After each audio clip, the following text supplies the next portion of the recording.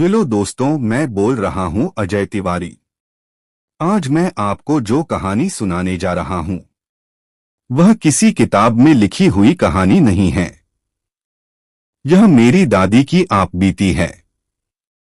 मेरी दादी का नाम शारदा देवी था। दादी आज इस दुनिया में नहीं है, लेकिन उनकी सुनाई हुई यह कहानी आज भी मेरे मन में उसी तरह जिंदा है जैसे किसी बंद कमरे में आज भी सांस लेता हुआ डर।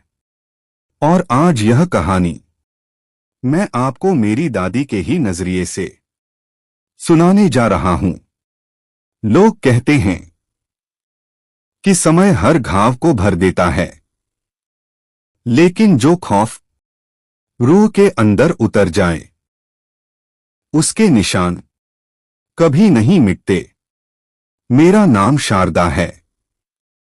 यह घटना उस समय की है जब मेरी नई नई शादी हुई थी। मेरे पति का नाम माधव था।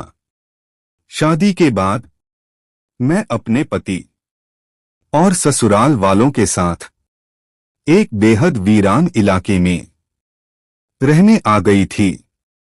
हमारा घर, जिसे वहां मराठी में वाड़ा कहा जाता था, मुख्य गांव से बहुत दूर घनी झाड़ियों और उबड़-खाबड़ जमीन के बीच अकेला खड़ा था।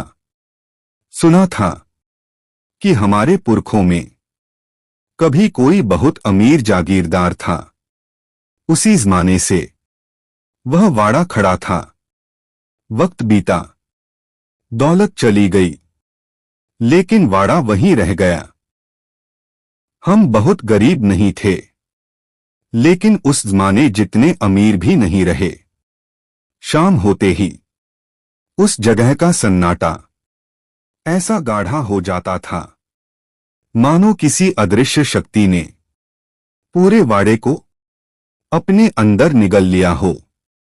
उस वाड़े में कुल 7-8 कमरे थे। हमारे साथ मेरे देवर सूरज और मेरी सास धर्माबाई रहा करती थीं। ससुर जी के गुजर जाने के बाद मेरी शादी जल्दी कर दी गई थी, क्योंकि अंधेरा होते ही वाड़ा इतना शांत हो जाता था कि अकेले रह पाना नामुमकिन लगता था। मेरी शादी के कुछ महीनों बाद घर में फिर से खुशी आई। मेरे देवर सूरज का रिश्ता पास के ही गांव की एक सीधी सादी लड़की मुक्ता से तय हुआ। मुक्ता की उम्र उस समय करीब 17 साल रही होगी। बहुत भोली, डरीसहमी और मासूम।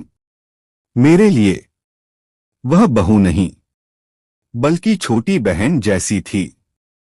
शादी के बस 2 ही दिन बीते थे कि वह घटना घटी जिसने मेरी जिंदगी बदल दी।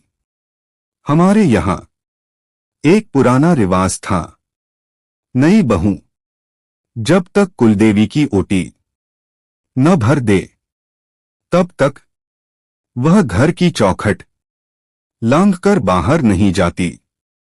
उस रात मुझे अजीब सी बेचैनी हो रही थी।